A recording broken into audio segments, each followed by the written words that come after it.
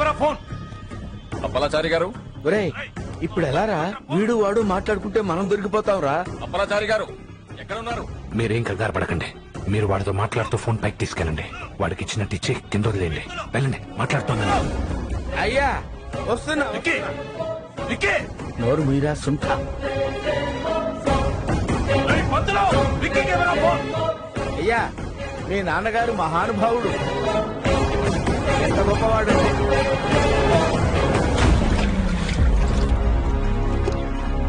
చంపేస్తాను నిన్ను. విక్కీ, ఏయ్ విక్కీ, విక్కీ. సారీ సార్, జారిపోయింది. పర్వాలేదు పంతులు గారు, పదండి పదండి, ముహూర్తం పెడతారు గాని. అలాగే. రై, మీరు అర్జెంటుగా ఒక పని చేయాలి. ఏం చేయాలి? ఇండియాలో ఉన్న వాళ్ళ ఇంట్లో నుంచి ఈ ఇంటికి ఫోన్ రాకుండా చూడాలి. వీళ్ళ ఫోన్లన్నీ తీసుకుని ఇండియా నుంచి వచ్చి వాళ్ళ నంబర్లన్నీ బ్లాక్ చేద్దాం. రండి. విక్కీ, విక్కీ, మాట్లాడరా. మేడం, మీ ఫోన్ ఒకసారి ఇస్తారా? నేను ఒక ఫోన్ చేసుకోవాలి. నా ఫోన్ సిగ్నల్ లేదు. Thank you. మేడం గారు, నా ఫోన్ పని చేయట్లేదు. మీ ఫోన్ ఒకసారి ఇస్తారా? సార్ మీ ఫోన్ ఒకసారి ఇస్తారా? నా ఫోన్ పని చేయట్లేదు సార్. ఒక్క కాల్ చేసుకుని ఇచ్చేస్తా. అన్నయ్య ఏమైంది? ఆ కృష్ణమాచారి అమెరికాలో ఉన్నాడు. విక్కీ ఫోన్ స్విచ్ ఆఫ్ అయింది.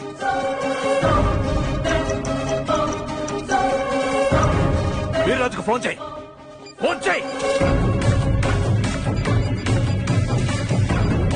స్విచ్ ఆఫ్ వస్తుందన్నయ్య. చాప్, ఏం జరుగుతుందో అక్కడ? వీరాకు చెయ్యి, చెయ్యి, చెయ్యి, చెయ్యి, వీరాకు చెయ్యి.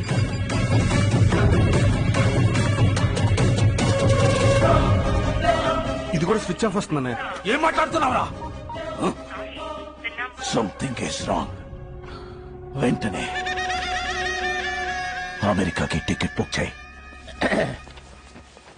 స్వస్తి శ్రీ చాంద్రమానేన శ్రీ హేవళంబి నామ సంవత్సర మాఘ బహుళ తదియ అనగా 31/3/18 శ్రీ కనకమేడల సుబ్బరాజు గారి ఏకైక కుమారుడు చిరంజీవి విక్రమ్ కి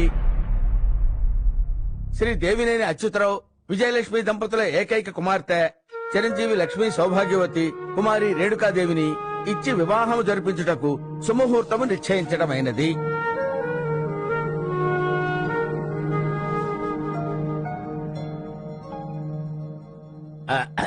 అయ్యా, మళ్ళీ వివాహానికి సంబంధించిన కార్యక్రమాలు చూసుకోవాలి. నేను వస్తాను. వెళ్ళిరండి. రండిరా.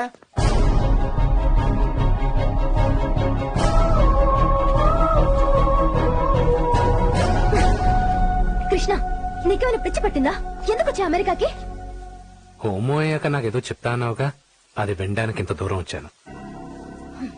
మీరు హోమం చాలా బాగా జరిపించారు. దానికి థ్యాంక్స్ చెప్దాం అనుకున్నాను. నువ్వు అబద్ధం చెప్తున్నావు. లేదు, నిజమే చెప్తున్నాను. లేదు, అబద్ధం. మరి నిజమేంటి? నువ్వు నన్ను ప్రేమిస్తున్నావు. ప్రేమ నీతో 7 రోజులు హోమం జరిపించడానికి వచ్చిన నీతో 7 అడుగులు వేస్తానని ఎలా అనుకున్నావు? నువ్వేదో మా తాతయ్యతో మంచిగా ఉండేవాడివి కదా అని నేను నీతో కాస్త చనువుగా ఉండేదాన్ని. దాన్ని ప్రేమ అనుకుంటే అది నీ తప్పు. నీ నమ్మను. నువ్వు నమ్మాల్సిన అవసరం లేదు. నిన్ను నమ్మించాల్సిన అవసరం నాకు లేదు. మీరింక బయలుదేరొచ్చు.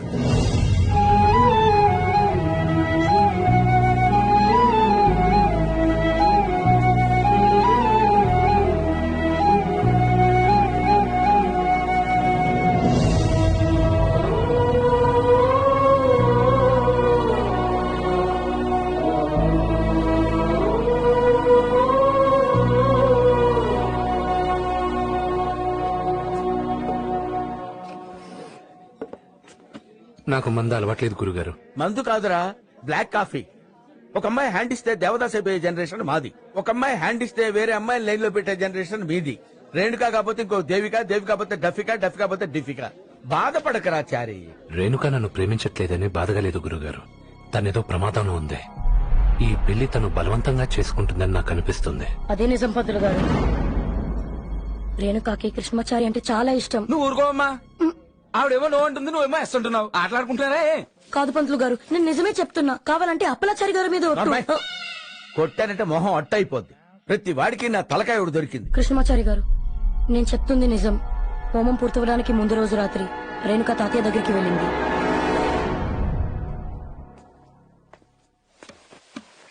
తాతయ్య,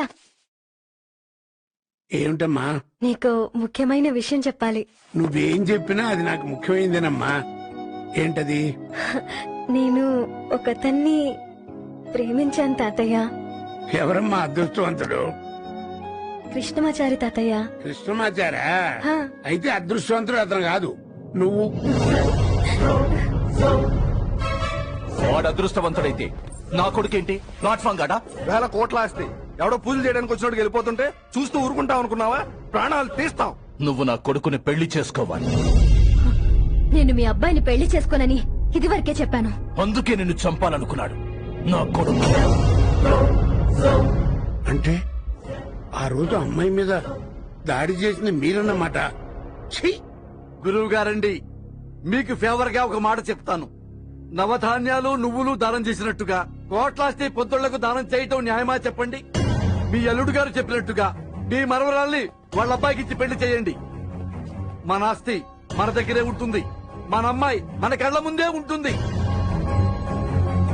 ఫేవర్ గా లేదా అండి? మీకు ఫేవర్ గా లేదు? నా ప్రాణం పోయినా సరే నా మనవరాల్ని నీ కొడుక్కిచ్చి పెళ్లి చెయ్యను. మీరు అసలు మనిషేనా? తాతయ్యని కొడతారా? నీ ముందు బుద్ధిగా ఉంటున్నాను కదా అని బుద్ధున్ననుకుంటున్నారా? దుర్మార్గుణ్ణి చంపేస్తాను.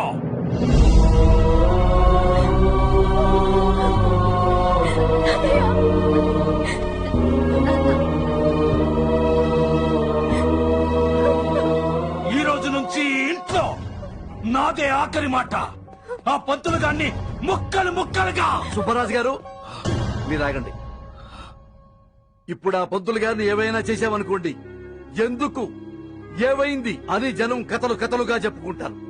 అర్ధాంతరంగా హోమం ఆగిపోయిందనుకోండి, ఎందుకు ఏమైంది అని మళ్ళీ కథలు కథలుగా చెప్పుకుంటారు. మన గురించి ఇంతమంది ఇన్ని రకాలుగా కథలు కథలుగా చెప్పుకోవటం మనకు అవసరమా? ముందా హోమం జరగనివ్వండి.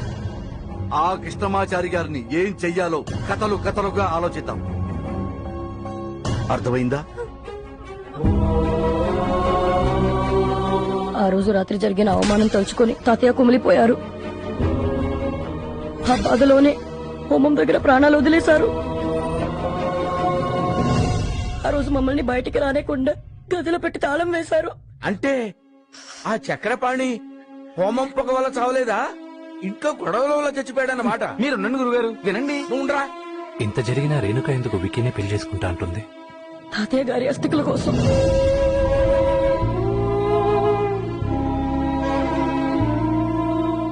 RIP, rip, rest in piece.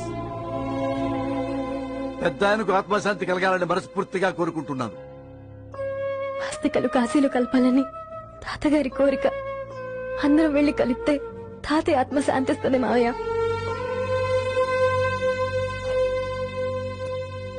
రాజా, మాయల పకీరు ప్రాణాలు చిలకలో ఉన్నట్టు ఈ పాప్ ప్రాణాలు ఈ కుండలో ఉన్నాయి. రాజా క్యాచ్.